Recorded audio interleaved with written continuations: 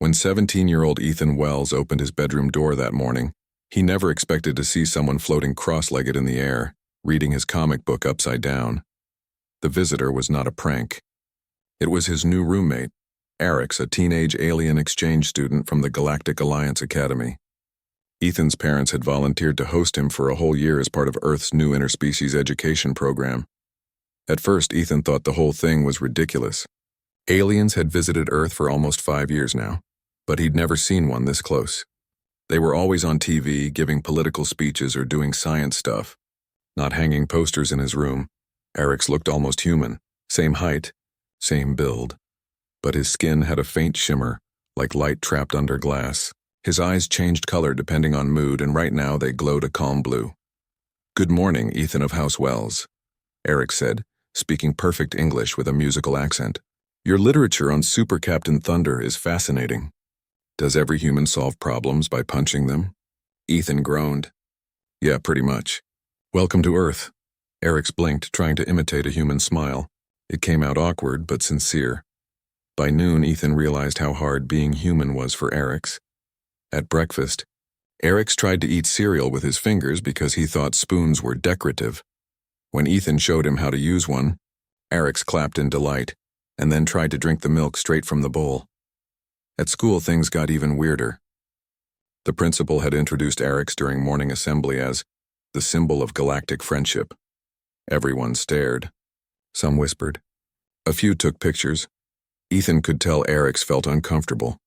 His eyes flickered yellow, a color Ethan had learned meant nervousness.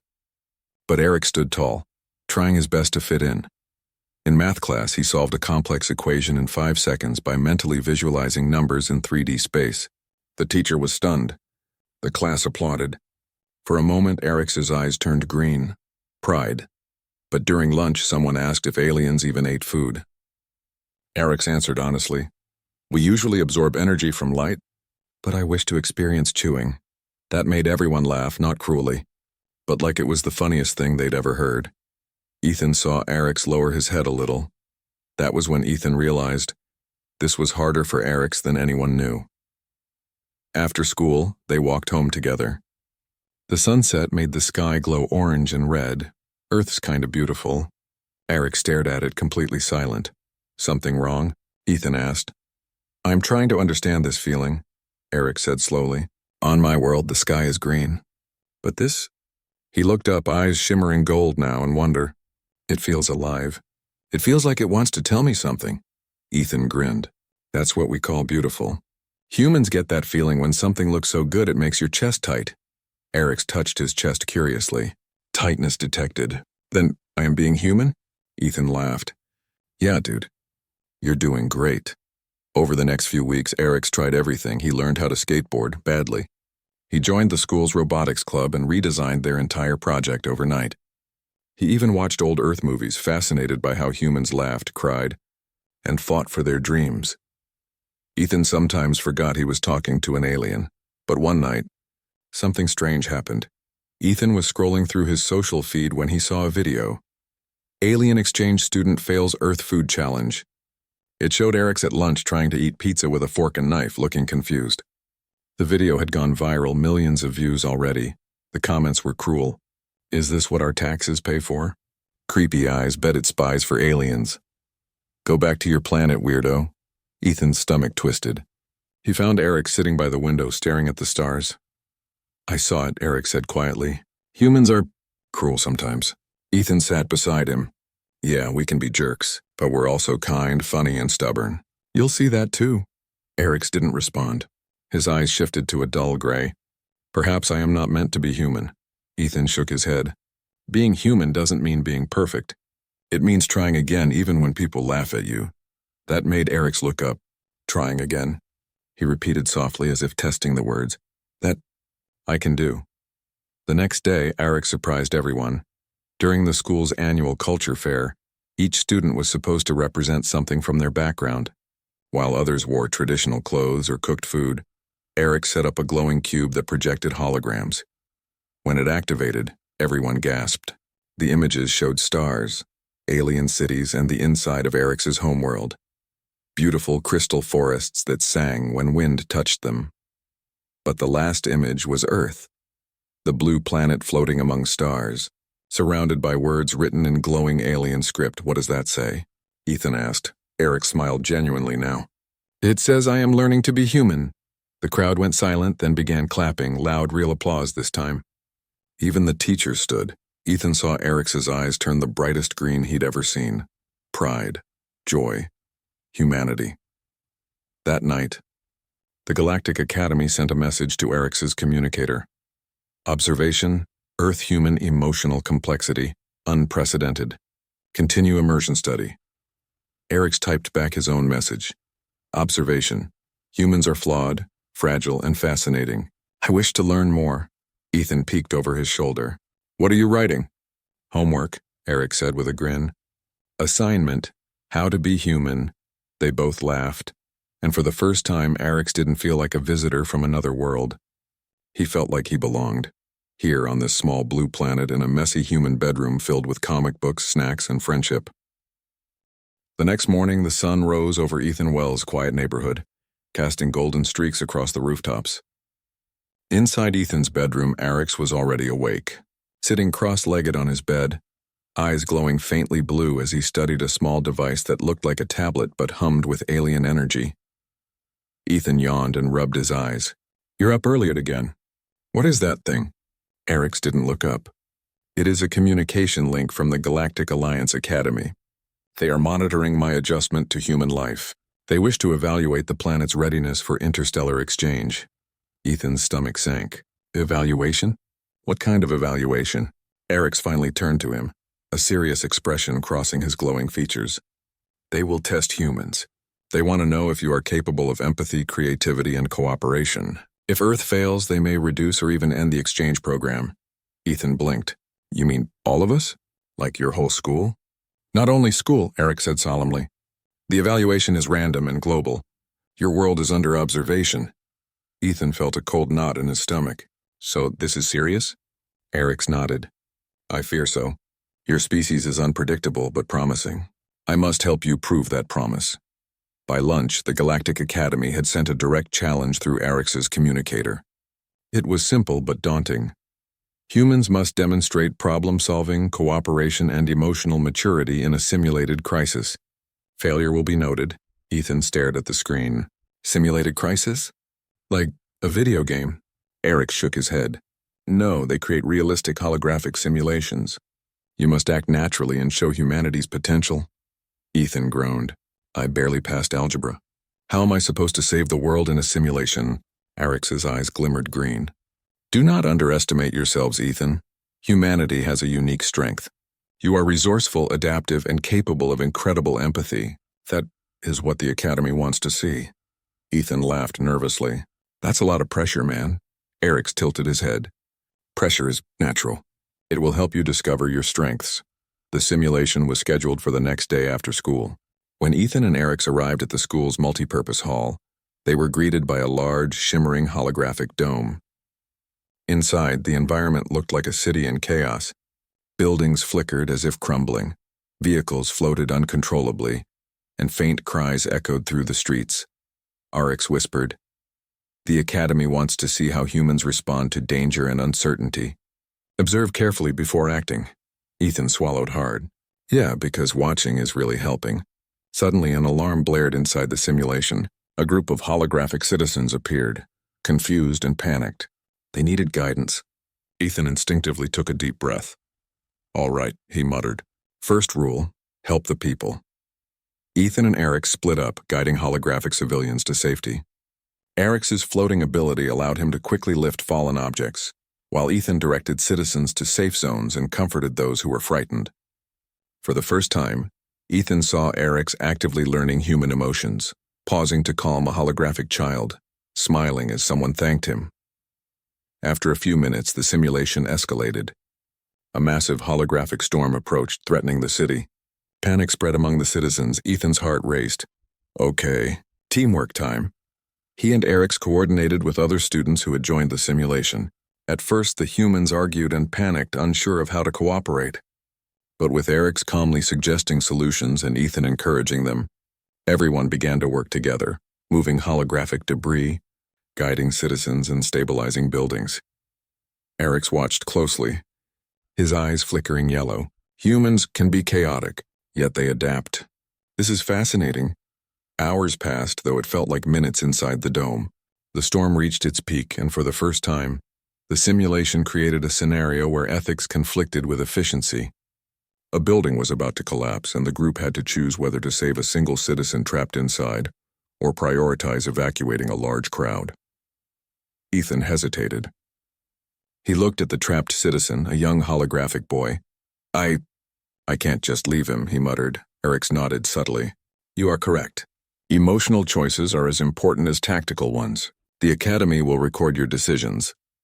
With careful planning, Ethan and Eric's coordinated a rescue using Eric's abilities and human teamwork. They saved the boy without risking the crowd. When the storm subsided, the simulation ended.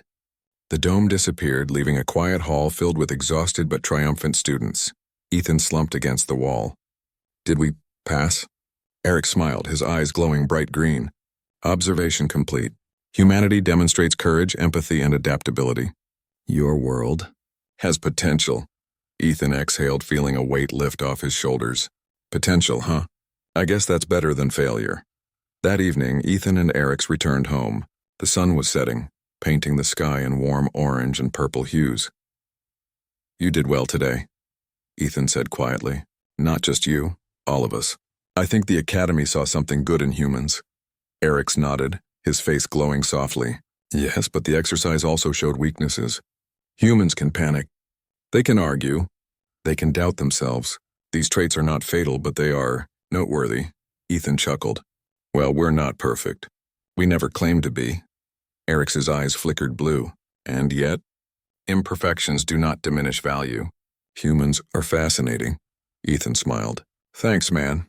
You've made me see that we're stronger than we think, especially when we work together.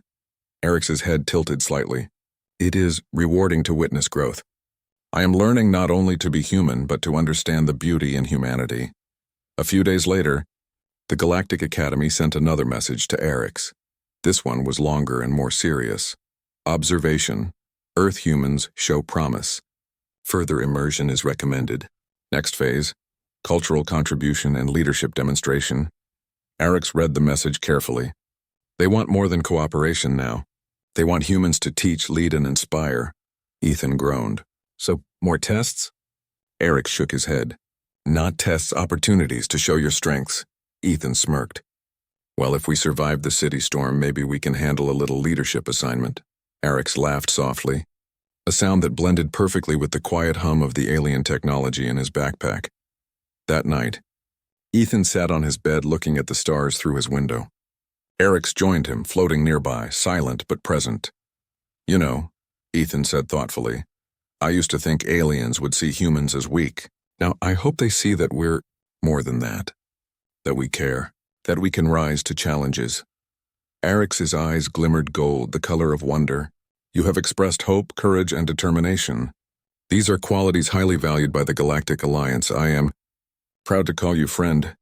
Ethan felt warmth in his chest. I'm proud to call you friend too. They sat in silence, watching the stars, realizing that this was more than an exchange program.